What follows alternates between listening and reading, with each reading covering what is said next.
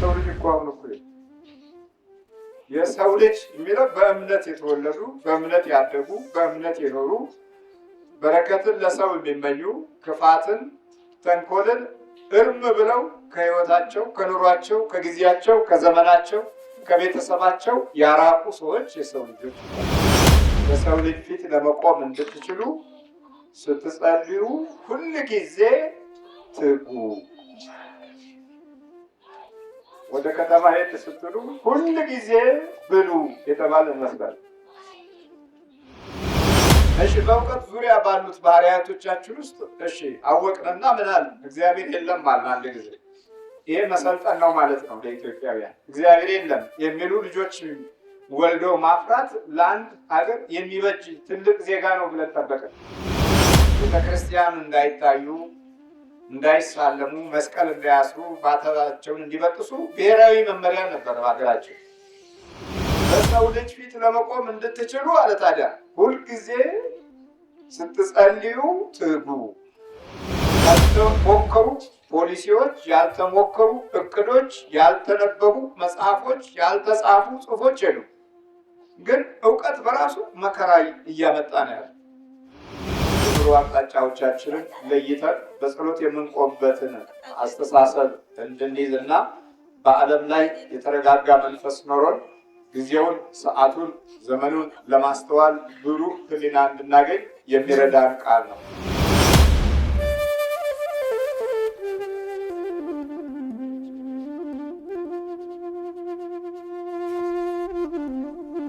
በስመ አብ ወወልድ ወመንፈስ ቅዱስ አሐዱ አምላክ አሜን። የተከበሩ አባታችን መልአከ ሰላም ዘላለም እሰይ፣ አባቶች ካህናት፣ ወንድሞች ዲያቆናት፣ ሁላችሁም የእግዚአብሔር ቤተሰቦች እንደምን አደራችሁ? ልዑል እግዚአብሔር ዛሬም ዘወትርም ለዘላለም ስሙ የተመሰገነ ይሁን። ነገር ግን ልባችሁ በመጠጥ ብዛትና በስካር ስለ ትዳርን በማሰብ እንዳይከብድ የቅዱስ ሉቃስ ወንጌል ምዕራፍ 21 ቁጥር 34 ላይ የምናገኘው ቃል ነው። ስለ ትዳር በማሰብ ልቦናችሁ እንዳይከብድ ያ ቀን በድንገት ይመጣል ይላል። የምጽአቱን ጊዜያቶች ከማመልከቱም በላይ ጥሪ ሁለት አይነት ምጽአት አለ። አንደኛው ምጽአት ድንገት የሚመጣ የሞት ጥሪ፣ ሁለተኛው ምጽአት ዓለም የምታልፍበት ሁለት ምጽአቶች ውስጥ ነው ያለ ነው። ዓለም በሙሉ የሚያልፍበት ጊዜ አለ። ታዲያ ስለ ትዳር በማሰብ እንዳይከብድ ይላል የእግዚአብሔር ቃል። ስለ ኑሯችሁ በማሰብ ማለት ነው። ስለ ኑሯችሁ በማሰብ እንዳይከብድ ለመንፈሳዊ ጊዜ ሳሰጡ ዓመታቶች በከንቱ ካለፉ በመስገብገብ በመቀማት በመንጠቅ በመባላት በመጠላላት በምቀኝነት በክፋት በአመፃ መንፈስ በሟርት በመተት ያሉት ነገሮች ሁሉ በቂ ጊዜ ያገኛሉ ማለት ነው። ስለ ትዳር በማሰብ እንዳይከብድ ነው ያለው። ረጋ ብሎ ለማሰብ ጊዜ ክርስቲያን እንዲያገኝ እግዚአብሔር በወንጌሉ በኩል ተናግሯል። ዛሬ ብዙ ሰው ከብዶታል። ወደ ራሳችን ዞር ብለን ስናይ የእቅዳችን መስፋትና መብዛት ነው። በአንደኛው ነገር ላይ ብቻ ከእግዚአብሔር ጋር አሸናፊ ለመሆን ፍላጎት የለንም። ከአንዱ ወደ አንዱ ከአንዱ ወደ አንዱ በየአቅጣጫው ትርፋማ ሰው ለመሆን ነው ጥረታችን። በዚህ መካከል ስለ ኑሮ በማሰብ እንዳይከብድ ላለው ቃል ዝግጆች አይደለንም ማለት ነው። በሩጫችን ውስጥ ያሉት ነገሮች ናቸው ብዙ ጠላትን እንድናፈራ ያደረገን። በኑሯችን ውስጥ ያሉት ነገሮች ናቸው ብዙ ችግሮችን የበለጠ ያመጡብን።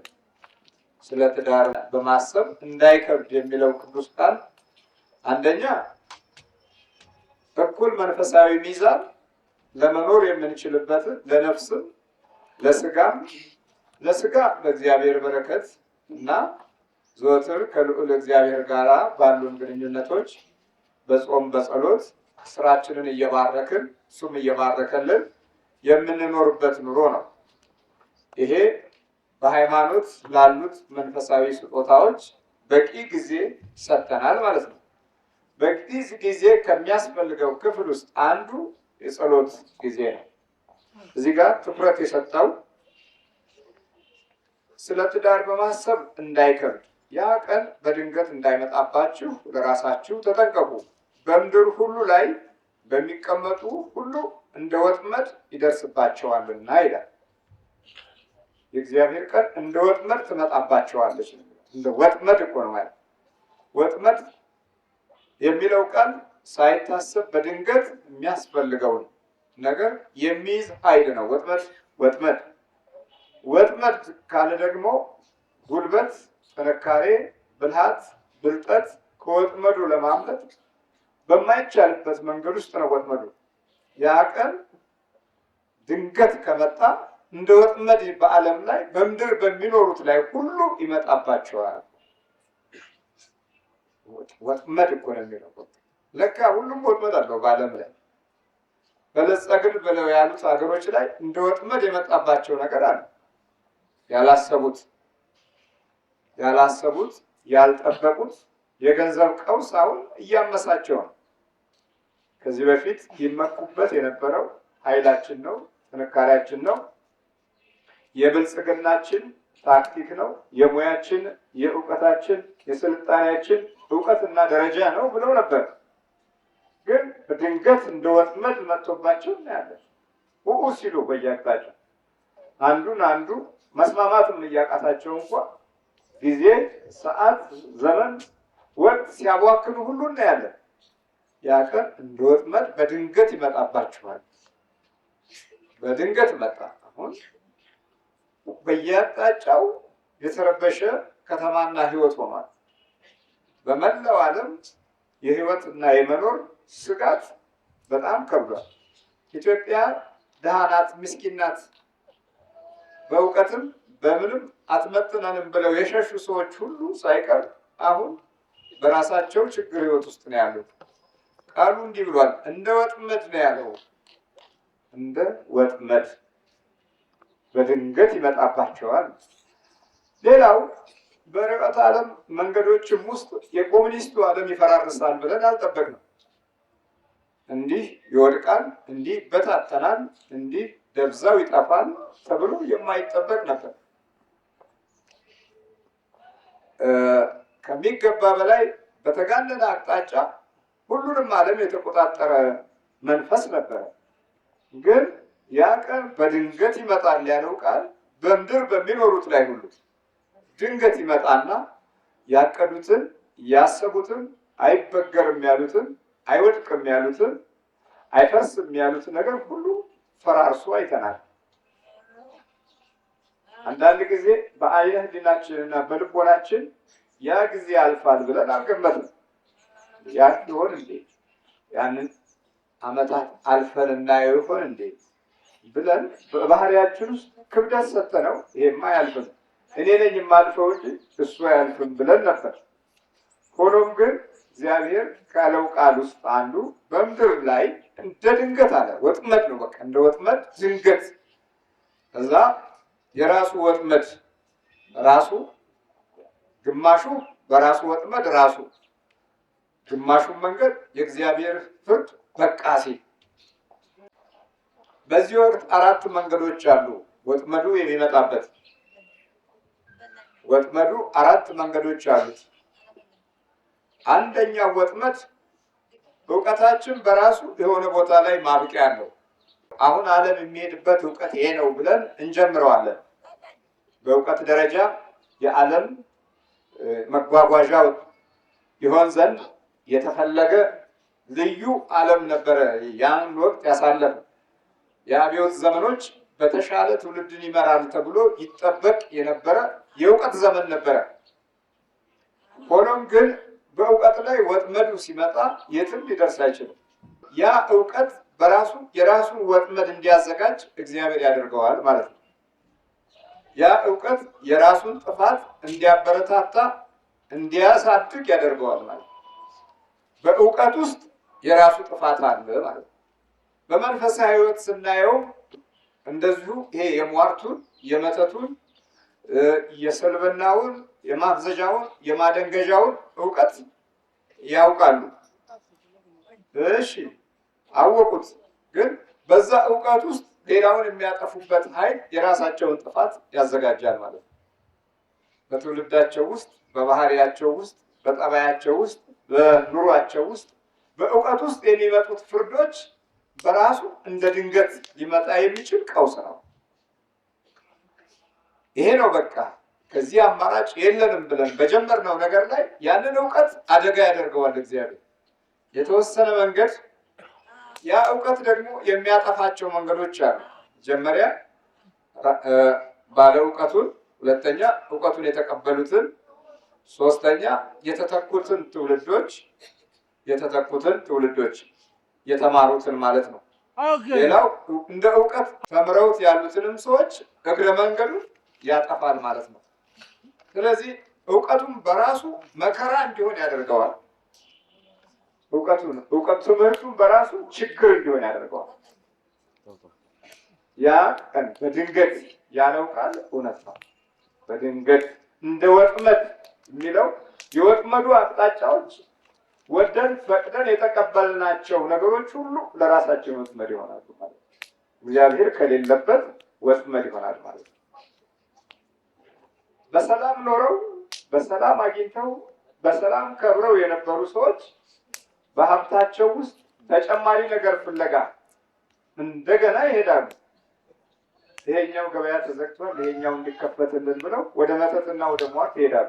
በሰላም እኮ የኖሩት የሚገፋፏቸው ሰዎች፣ ጓደኞች፣ ቤተሰቦች፣ የቅርብ ታዋቂ ሰዎች፣ በእውቀት የተስተካከሉ ባለሙያዎች፣ እነዚህ ሁሉ ግፊት በማድረግ ወደ ክፉ መንፈስ የሚሄዱበትን አቅጣጫ ጠቋሚዎች በሚኖሩበት ጊዜ እንግዲህ አውቀውት ወደሚፈልጉት አቅጣጫ ሄደው በዛ እውቀታቸው ይጠፋሉ ማለት ነው።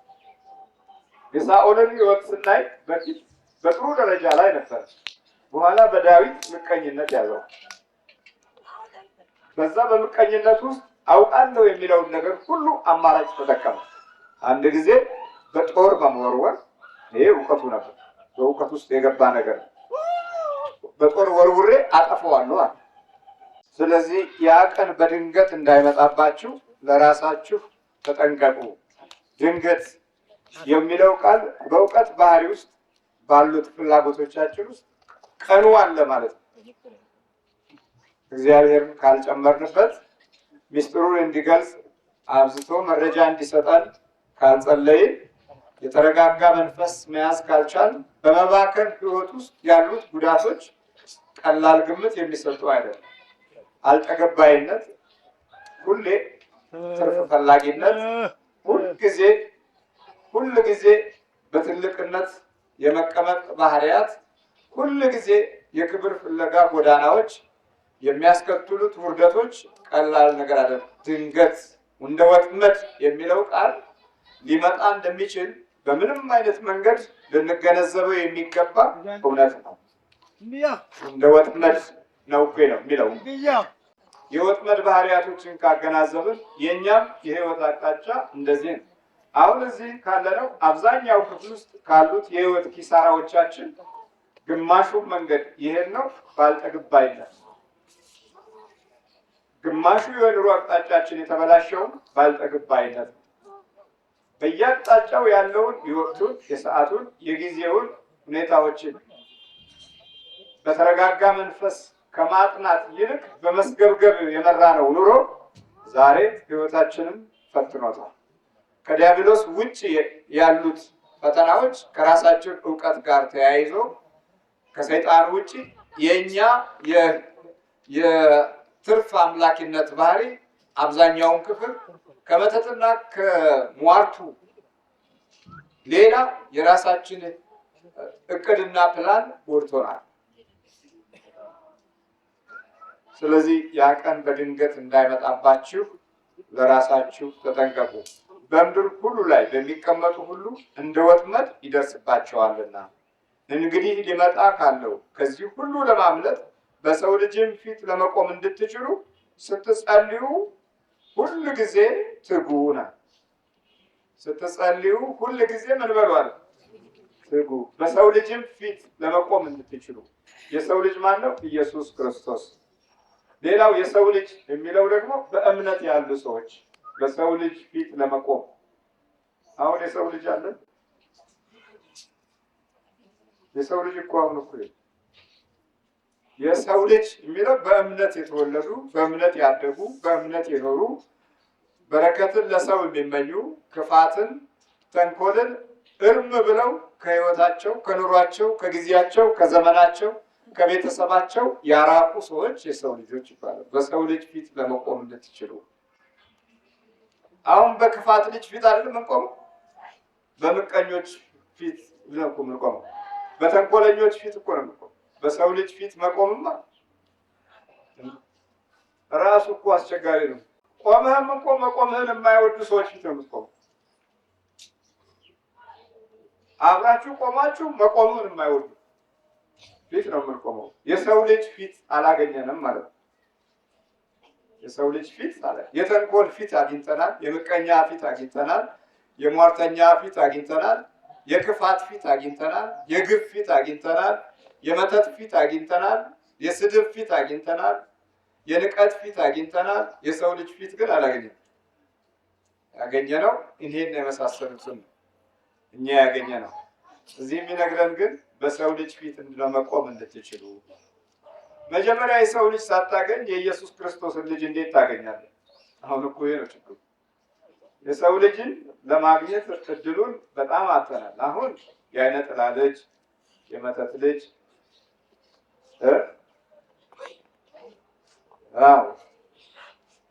መተት አብሮ ባይወለድ ከተወለድን በኋላ ይመትትብሃል። በቃ እንዴት አደገ፣ እንዴት ተማረ፣ እንዴት አወቀ፣ እንዴት አገኘ፣ እንዴት ለበሰ፣ እንዴት ኖረ። በሰው ልጅ ፊት ለመቆም እንድትችሉ ስትጸልዩ ሁል ጊዜ ትጉ። ወደ ከተማ ሄድ ስትሉ ሁል ጊዜ ብሉ የተባለ ይመስላል። ከዚህ ጋር ቆረጠው፣ ከዛ ጋር ቆረጠው የሚሉ በጣም የወባበሩ ሰዎች ታገኛላችሁ። ሁል ጊዜ ብሉ፣ ሲመሽም ብሉ፣ ሲነጋም ብሉ፣ ቀንም ላይ ብሉ፣ ሮብም ብሉ፣ አርቡንም ብሉ፣ ሁል ጊዜ ብሉ። የኛ ልክ እንደዚህ ነው። ሁል ጊዜ በመብል ትጉ የተባል እንመስላለን። ሁል ጊዜ ለማጥፋት ትጉ የተባል እንመስላለን። ሁል ጊዜ ለማበላሸት ትጉ የተባለ ሳንነካው ደግሞ ይበላሻል። የሚገርመው እኮ ደግሞ አንዱ ይሄ ሌላ ደግሞ ችግር ሳንነካው አይናችን ብቻ ማበላሸት መቻሉ ሌላ ችግር ነው። ሳንነካው የሚበላሽ አስቡት። ስንነካው ደግሞ የበለጠ ይበላሻል። ስናየው ብልሽቱን ነው የምንመኘው። ሳንነካው ተበላሽቶ ይቆየናል። ስንነካው ደግሞ እጥፍ አድርጎ ይበላሻል። 30 100 አትርፉ ነው ያለው። 60 አትርፉ ነው ያለው ፍሬ። እኛ እንኳን ጎረቤቶቻችንን ልናተርፍ እንደውም ጎረቤቶቻችን የኛን መነቀል የሚፈልጉ ናቸው። የኛን መሰደድ የሚፈልጉ ናቸው። የሐሳብ የተንኮል ባህሪ አንድ ጋር ከቀናት ከወራት ከዓመታት በኋላ ሁለቱም ምቀኞች ይሆናሉ ማለት ነው። ያም ጥርሱን ሲነክስ የኛውም ጥርሱ ሲነክስ ክፉ እኮ ነው ለእኔ መልካም አይመኝም የሚለው ቃል ሲተያዩ እንኳን በልቦና ውስጥ የሚመነጨውና የሚታየው ነገር ክፉ ነው፣ ለእኔ መልካም የሚያስብ አይደለም ብለን ኩስትር ብለን የክፋቱን ባህሪ ተካፍለነው ነው የምንወጣው። ሳንወድ በግድ ክፋትን ከዓመታት ከወራት በኋላ እንወርሳታለን ማለት። እኛም እንደ አካባቢው እንመሳሰላለን። ይህ አካባቢ ደግ ሰው አይፈልግም የሚለው ምክርም እየጸናና እየበረታ ይመጣል። ይህ አካባቢ ቅን የሆኑ ሰዎች የሚኖሩበት አይደለም፣ ታዲያ አይ ብልጥ መሆን አለብን የሚለው መልእክትም በየጊዜው ይተላለፋል። ስለዚህ በሰው ልጅ ፊት የምንቆምበትን እድል ሳናገኝ ኑሯችንም ጊዜያችንም ዘመናችንም እንደከበደን እንኖራለን ማለት ነው። ጊዜውን የሚያቀለው ሰው ነው፣ ጊዜውንም የሚያከብደው ሰው ነው። ወደ ምጽአቱ የሚያፋጥነውም ሰው ነው፣ ከምጽአት ውጭ የሚያዘገየውም ሰው ነው። በጎነቱ ምጽአቱን ያዘገየዋል፣ ደግነቱ ምጽአቱን ያዘገየዋል። ክፋቱ ደግሞ ጊዜውን ለተንኮል ምላሽ ቶሎ እንዲሰጥ ተንኮልን ያፋጥናል። በባህሪያችን ያሉት መንፈሳዊ ጥንካሬ ማጣት ነው። ዛሬ እያንዳንዱ ክርስቲያናዊ ሕይወት ባሉት ጉዳታችን ውስጥ እንኳ እግዚኦ መሐረነ ክርስቶስ የሚል ሰው ከመንደር መጥፋቱን ተመልከቱ። ድሮ ገበሬውም በከተማም ያሉት ይጠራሩና በአንድ መንደር በአንድ አጥር ዙሪያ እግዚኦ መሐረነ ክርስቶስ ይላሉ። ፊታቸውን ወደ ቤተ ክርስቲያን ያዙሩ። ገበሬዎችም አረም ሲበዛ እንኳ እግዚኦ መሐረነ ክርስቶስ ይሉ ነበር። እንኳን ሌላው ችግር ሲመጣ ይሄ የአረም ምልክት እኮ መሬቱ ማርጀቱን ያሳያል ብለው እግዚኦ ይላሉ። በረከት መሬቱ ላይ እንዲሰፍር። ዛሬ እኛ ማዳበሪያ ነው፣ ከዛ በኋላ ምን እንደሆነ አይታወቅም። ያው እንበላዋለን። የአንጎላችንን ክፍል ግማሹን አዛብቶት ክፉውን ነገር ብቻ እንድንቀበል አደረገው። እዚህ ዶክተር ካንሰር መጥቷል ይላሉ። ካንሰር ነው የሚሆነው ይላሉ። ምን ነገሩ የኛ ጤፍ ካንሰሩን ያበላሸዋል ብቻ። እሱም ቀላል አይደለም። ጤፍና ተልባ ትልቅ መድኃኒት እንደሆነ ደግሞ አሜሪካ መልሶ ይነግረኝ ጀመረ። በፊት ለፈረሳችን ይሆናል ይሉ ነበር። አሁን ለሚበላውም እየጠፋው ነው ለራሱ። እና በድንገት እንዳይመጣ የሚለው ቃል እውነት ነው ማለት ነው። ስልጣኔ አይከለክለውም የእግዚአብሔር ድንገት የመምጫ ወጥመዶች። ስለዚህ እውቀት በአንድ አቅጣጫ ሊፈጥረው የሚችለው ጉዳት በራሱ ጠንቅ እየሆነ ይሄዳል ማለት ነው። እሺ፣ በእውቀት ዙሪያ ባሉት ባህሪያቶቻችን ውስጥ እሺ አወቅንና ምናል እግዚአብሔር የለም ማለት አንድ ጊዜ ይሄ መሰልጠን ነው ማለት ነው። ለኢትዮጵያውያን እግዚአብሔር የለም የሚሉ ልጆች ወልዶ ማፍራት ለአንድ ሀገር የሚበጅ ትልቅ ዜጋ ነው ብለን ጠበቅን። ስለዚህ ወደ እንጀራም ሆነ ወደ ኑሮ ሰልፍ ውስጥ መግባት ሲጀምሩ እግዚአብሔር የለም የሚለውን መርሆ ተከትለው ነው የሚገቡት። ቤተክርስቲያን እንዳይታዩ፣ እንዳይሳለሙ፣ መስቀል እንዳያስሩ፣ ባተባቸውን እንዲበጥሱ ብሔራዊ መመሪያ ነበር በሀገራችን። ይህም በኋላ ምን ሆነ ማለት ነው? ያ ቀን በድንገት እንደ ወጥመድ ይመጣባችኋል ያለው ቃል መጣና ያ የተባለው ርዕዮተ ዓለም ከምድረ ገጽ ጠፋና ቁጭ አለ። ተከታዮቹም ተሸማቀቁ፣ ፈሩ፣ ደነገጡ፣ በየአቅጣጫው ተበታተኑ። ያ ሁሉ ኩራት፣ ትዕቢት ድራሹ ጠፍቶ የሚበሉት፣ የሚቀጡት፣ የሚቀምሱት ነገር ሁሉ ጠፍቶ በግድ መጾም ጀመሩ። ያኔ ጾሙን በሉ። ያችን የበሏትን ለመመለስ የመከራ አቅጣጫ በቤታቸው ውስጥ የቁራሽ እንጀራ ጾም ገባ። ያኔ በግድ ጾሙ። አያችሁ፣ በድንገት መጣ አልመጣም? መጣ እኮ በቃ ይሄ እኮ ነው። ሌላ ምን እንጠብቃለን? ፀሐይ ስትወርድ ኮከብ ሲወድቅ አይደለም፣ ያ ደግሞ በራሱ ጊዜ ይወድቃል። ለምን? መጽሐፍ ቅዱስ የሚነግረን እንዲህ ነው የሚለው፣ ሰማይና ምድር ያልፋል ቃሌ ግን አያልፍም ነው የሚለው። መጀመሪያ ሰማይና ምድር ያልፋል የሚለው ምጽአት ነው። መጀመሪያ የሚያልፈው ሰማይ ነው። ከሰማይ ያለው ኃይል መጀመሪያ ይወድቃል ማለት ነው። የቀደመው ምድር ያልፋል አይደለም፣ ሰማይና ምድር ያልፋሉ ነው የሚለው። ከሰማይ ያለው ኃይላት ወደ ምድር በሚመጣበት ጊዜ ምድሪቱን ይገጫታል ማለት ነው። የዚህ ጊዜ እቺ ትንሽ ተሽከርካሪ ምህዋር ከምድረ ገጽ ትጠፋለች። ያን ወቅት ምጽአት መጣ ይባላል። ለምን? የሰማይ ኃይላት ስለሚወድቁ ነው። ምድሪቱ ስለምትገፋ ነው። ባህር፣ ውቅያኖስ ምን የዛን ጊዜ ስፍራና ቦታ የላቸውም። ለምን? በሰማይ ያለው ኃይል ሁሉ ቃል ኪዳኑ ይሰበራል። በአየር ላይ የቆሙት በሰማይ ላይ ያሉት ከዋክብት ይወድቃሉ። የዚህ ጊዜ ሁሉም ሲወድቅ የሚወድቀው ምን ላይ ነው ማለት ነው? እዚች ምድር ላይ። ምድሪቱ ከምድረ ገጽ ትጠፋለች ማለት ነው። ለዚህ ነው ሰማይና ምድር ያልፋሉ። ያስቀደመው ሰማዩን እንደሆነ አስተውሉ። እንግዲህ እስካሁን የምንገለገልባት ፀሐይም ሆነ ጨረቃ፣ ከዋክብት ነገ መልሰው ለኛ ጠላት ይሆናሉ ማለት ነው። የምንኖርበትን ዓለም ደብዛዋን ያጠፋታል ማለት ነው። በራሷ ደግሞ ራሷን ምድሪቱ የራሷ የሆነ እሳት አላት። ይሄው ዳሉንን እያየን አይደለ? ሁሌ እየነደደ ያለ እሳት ከላይ የተወረወረ ነገር ደግሞ ሲያርፍባት ምን ያህል እሳት እንደምትሆን ደግሞ ተመልከቱ። ለዚህ ነው ሰማይና ምድር ያልፋሉ ቃሌ ግን አያልፍም። ደግሞ እንዳያልፍ እኛን ምን አድርጎ አከበረን? ቃል ሥጋ ሆነ ጸጋንና እውነትን ተመልቶ በእኛ አደረ ይላል። ስለዚህ እኛ አናልፍም። ለምን? ያ ቃል የማያልፈው ቃል በሥጋ ተገለጠ። በመለኮታዊ ፍቅሩ ወደደንና በሥጋውና በደሙ በኩል ሕያውነት ሰጣል። ስለዚህ ምድር ያልፋል፣ ሰማይ ያልፋል፣ እኛ ግን አናልፍም።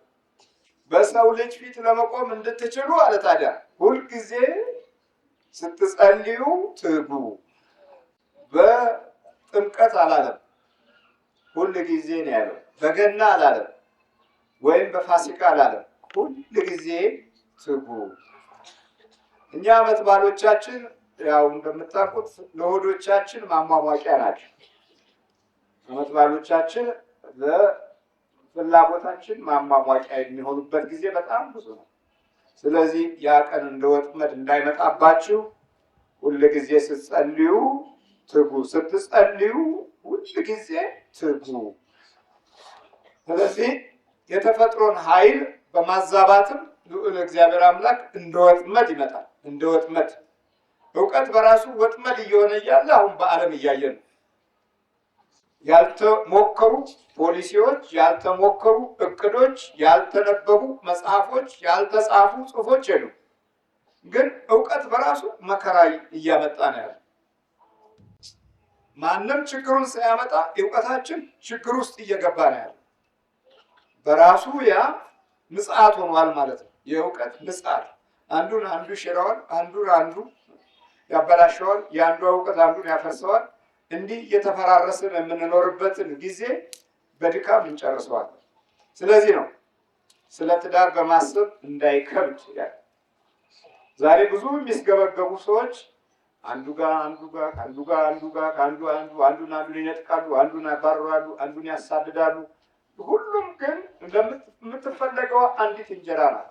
ከዛ በላይ የሌሎችን እንጀራ እያጨነገፍን የምንሄድበት መንገዶች ወይም ሲራብ እያየን ዝም ብለን ለረሃቡ መፍትሄ የምንሰጥበትን አቅምና ጉልበት እያለን ሳንጠቀምበት እየቀረን በኋላ ያ ቀን በድንገት ሲመጣ በቃ እኛ ማንን አይተናል። የኃይለ ሥላሴን ዘመን አይተናል። ከዛ በፊት የነበሩትን ዘመኖች ነግረውናል። ከዛ በኋላ ያለው የአብዮትን ዘመን አይተናል። እኛ ማንን? በትልቅነት ውስጥ በኩራት ውስጥ እኛ ማንን? በትዕቢት ውስጥ በእልህ ውስጥ እኛ ማንን? ስለዚህ ያ ቀን በድንገት እንዳይመጣ እንደ ወጥመድ የሚለው ቃል ከሰማይ የሚላክ ነው ማለት ነው። ከማንም ማለት ነው እና ለእውቀታችንም ለባህሪያችንም ለመሻታችንም ጥሩ ላለው ነገር እንደገና ተመልሶ ጥፋት ይሆናል። ይሄ በእውቀቱ ዘርፍ ነው። በተፈጥሮው ላይ ደግሞ ድንገት በተፈጥሮ ላይ የሚመጡ ነገሮች አሉ። ነፋሱ፣ መብረቁ፣ ዝናሙ፣ መሬት መንቀጥቀጡ እነዚህ በስጋዊ ጦርነት የሚሸነፉ አይደሉም። በስጋዊ ባህሪ የሚሸነፉ አይደሉም። ያ ቀን በድንገት እንዳይመጣባችሁ በጸሎት ሁል ጊዜ ትጉ። ለእያንዳንዳችን ድንገት ወጥመድ አለበት። ለእያንዳንዳችን ደግሞ ይሄን በዚህ ትንሽ ምድር ላይ በእግዚአብሔር ዓይን ዘንድ እኛ ምንም አይደለም። እንኳን ለእኛ በሰይጣኑም ዓይን ዘንድ እንኳን ተንቀናል። ይሄ ይላል እኮ አሁን ይሄ ህዝብ ነው ይሄ ምን እያለ እኮ ይንቀናል። እሱ እንኳን ተንቆ የወረደው ተራቁቶ የወረደው ተደብድቦ የወረደው በመላእክት ተገርፎ የተጣለው እንኳን ንቆናል። ምንድን ነን እኛ? ምንም እኮ አይደለም። ብቻ የስጋ ግዝፈታችንን በመመልከት የሚኖር እየመሰለን የእንጀራ ጉልበታችንን በመመልከት የምንበረታ እየመሰለን በአጓጉል ሁኔታዎች ውስጥ ዘመናችንን አክብደን እናልፋለን። እንዳይከብድ ያለው እኮ ለዚህ ነው። አያችሁ፣ ግማሹን ክፍል በበረከት እንድትኖር የእግዚአብሔር ፍቅር ነው። አብዛኛው ክፍል ኑሮ የከበደን ስለማንጸልይ ነው። ስለማንጸልይ ቤቷ ውስጥ ሽምብራ የሌላትና ቤት ውስጥ አሉ የሚባሉት ነገር ያሉት እኩል ያለቅሳሉ። በአሁኑ ጊዜ ማለት ነው እኩል ያለቅሳሉ። ሽምብራ የሌላትም ሴት ላምጣ ሽምብራ ብላ ታለቅሳለች። ያ ሁሉም ነገር ያለውም ደግሞ ወይ አልበላ ብሎት ወይ ሰላም አጥቶ ወይ ፍቅር አጥቶ ወይ ሞገስ አጥቶ ወይ የሀብቱ ባለቤት የመሆን ጸጋ አጥቶ ተኝቶ ያለቅሳል። ያቺ እየተነቃነቀች ታለቅሳለች ወይም ተኝታ ታለቅስ። ግን ሁለቱም እኩል ነው የሚያለቅሱት። ያኛው ግን